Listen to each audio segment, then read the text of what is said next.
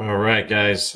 This one's going to be a short live today. I just wanted to jump on because of something that happened yesterday. Um, it happens a lot, and I don't think that enough people in the world think about this. So I'm just dropping some knowledge content, I guess, some experience content. Um, it's not going to be a long video, I promise. Dealing with rejection. So you got to have like a thick skin in business, right? In everything.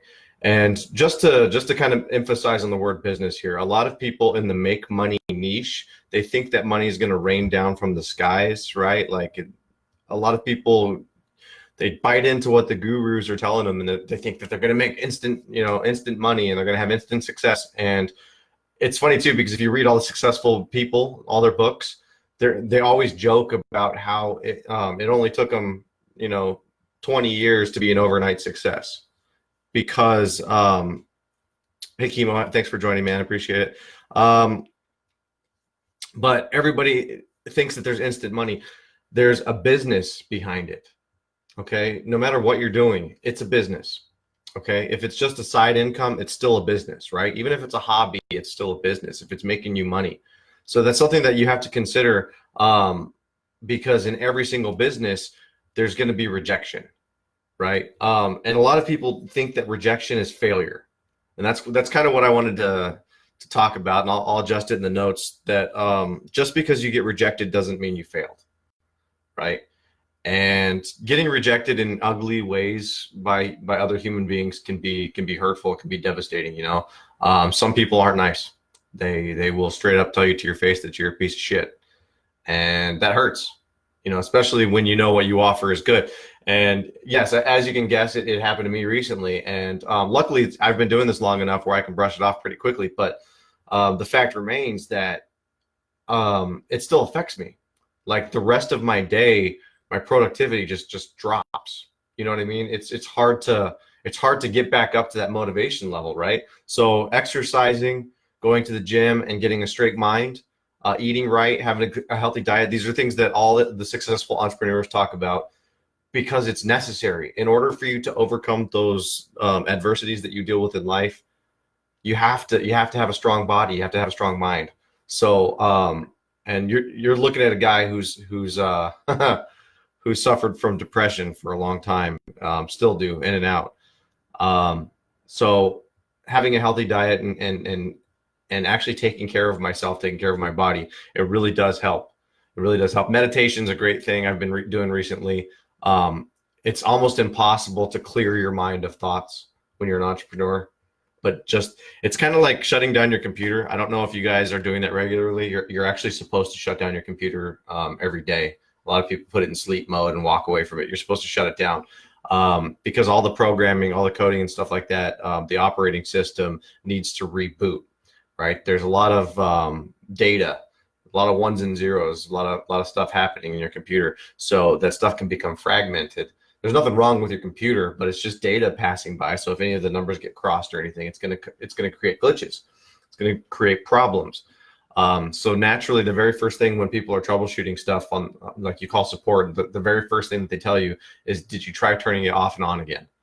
Did you try turning it off and back on again? Like a router, unplug it, plug it back in before you start panicking. Turn your computer off, turn it back on. Rule number one is reboot. So you have to think of your mind as like very similar, right? When things start going wrong, emotions are like warnings. They're like oil lights, they're gauges. They're letting you know something's wrong, not with what you're facing, with what is happening inside you. So a lot of the times you have to reboot. Meditation is a great way to reboot. You just go and you can't clear your thoughts, but when you do finally get to the point where you're focusing on your breathing, and that's literally all you're thinking about is breathing, by the time you come out of that meditation state, it's like rebooting. You're like, wow, I don't feel discouraged anymore. It's a great way to overcome the rejection too. So if you're feeling discouraged after rejection, find yourself in a meditation state. Sometimes eating helps, giving yourself energy, but most of the time rebooting, taking a nap.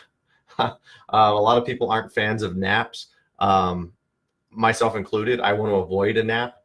But there are times where sometimes I just my eyes are heavy and I'm going to shut my eyes for 20 minutes, and that helps. It's rebooting.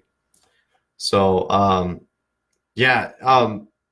And by the way, rejection might sound like it's terrible, and it's hard to deal with and not worth it. So a lot of us get discouraged and we're like, I don't want to do the sales thing. I don't want to approach people. So let's talk about that for a second, because like in affiliate marketing, I've heard so many people, we always try to pick and choose what we don't want to do, right? So like in affiliate marketing, people are like, I don't want to pick up the phone and call anyone. I don't want to jump on a Facebook Live. I don't want to jump on a Zoom call with somebody or Skype. I don't want to go knock on a door of a business and ask them if they can let me do their marketing for them. So we right off the bat, we're already limiting ourselves. You see what that is? We're already limiting ourselves because of rejection. It's not even a rejection, it's the fear of rejection. That's why you don't want to do those things. It has nothing it has nothing to do with the hard work. It has everything to do with rejection, the fear of rejection, not the actual rejection. We're not afraid of the actual rejection. We're afraid of the fear of rejection happening. So by the time we actually have to do these things, we always talk ourselves out of them. And Tim Ferriss said in his book, The 4 Hour Work Week, I love the way that he said it. He's like, usually the hardest things to do in life are the things that you should be doing the most. And it's something to think about, because usually the most difficult things in life, usually, I mean, there's always going to be exceptions, but usually the things that you don't want to do the most, those are the things that you should be doing first, right? And so like after I got rejected yesterday, I'm not gonna talk about my personal experience because it's not a big deal. I immediately went on another sales call. I immediately just dropped in randomly to a business and dropped off my card. And well, I'll give you some context. I wasn't going to, but I'm going to give you some context because it might help. So I've had an email correspondence going on with someone, and I make several attempts for clients when I want to pursue them, when I feel like they're a qualified lead.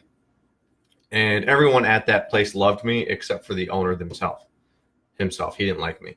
So like the receptionist liked me. The accounts manager who responded to my emails, like, I'm going to forward your stuff on. I loved your video, because I record these videos for audits and stuff like that. Everybody loved me except the owner. The owner was completely anti solicitor, right? And he kind of had this mentality that he was like, if I need you, I'll find you. I'll find you. You don't go up to people that don't want your product.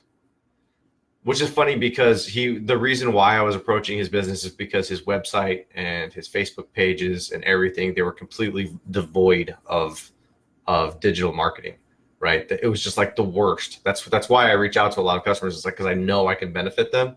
So I got a postcard in the mail from him, right? Advertising. So I'm like, okay, I know you're doing traditional advertising methods. Why wouldn't you do digital? Because the world is moving in the digital. So his mentality, it doesn't mesh with my mentality, right? So his mentality is I don't want, I'll find you if I need you. I don't need this stuff.